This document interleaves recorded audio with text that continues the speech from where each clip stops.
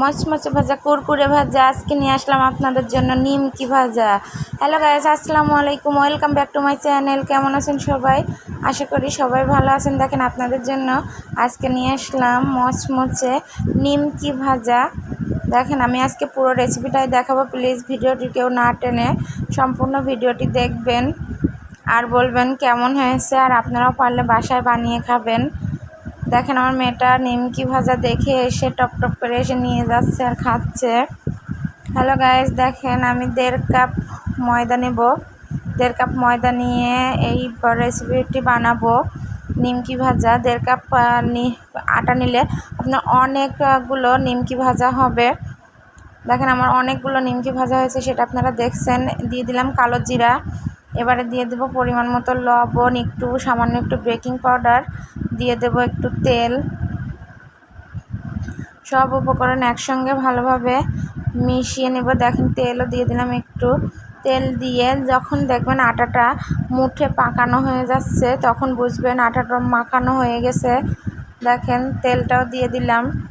ভালোভাবে এটা মাখিয়ে নিতে হবে।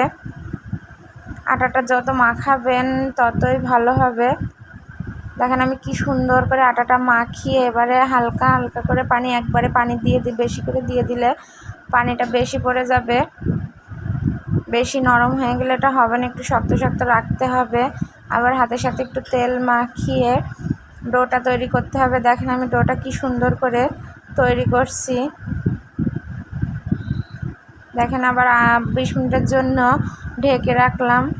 সেটা দেখেন আমি 20 মিনিট পরে আবার চলে আসলাম। এসে আমার আটাটা কতটা সফট হয়ে গেছে।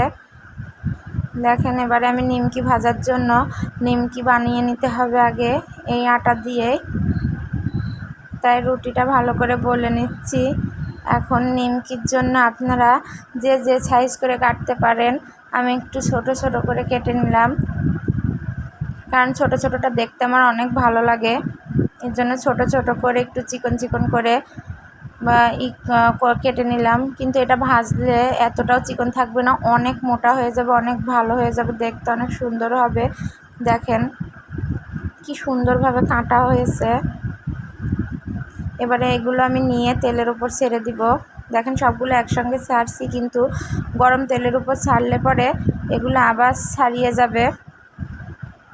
দেখেন আমার নিমকিগুলো ভাজা কি সুন্দর আর কতটা দ্রুত হয়ে গেল। আপনারা বাইরে কিনে খাওয়ার থেকে এটা বাসায় বানাবেন, স্বাস্থ্যকর খাবার হবে। বাচ্চাদের খাওয়ালে এটা পেট খারাপ হবে না, ভালো হবে, স্বাস্থ্যের জন্য ভালো। বাইরের খাবার না খাওয়ানোই ভালো, যতটা দূরে থাকা যায়। এখনকার তো এমনিতেই ভালো না। এর জন্য যতটা পারবেন বাসায় বানিয়ে খাওয়ার চেষ্টা করবেন। দেখেন আমার নিমকিগুলো কত সুন্দরভাবে ভাজা হয়ে গেছে।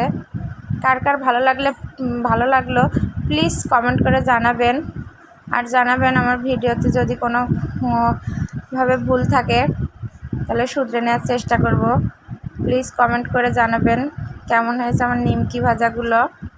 এখন আমি ভালোভাবে একটু মচমচে করে নিলাম যেন অনেক সুন্দর হয়, এটা খেতে অনেক মজা লাগে। এর জন্য আমি অনেক করে নিলাম, একটু ড্রাই করে ভেজে নিলাম। ভালো থাকবেন সবাই, আল্লাহ হাফেজ। প্লিজ কমেন্ট করে জানাবেন কেমন হয়েছে।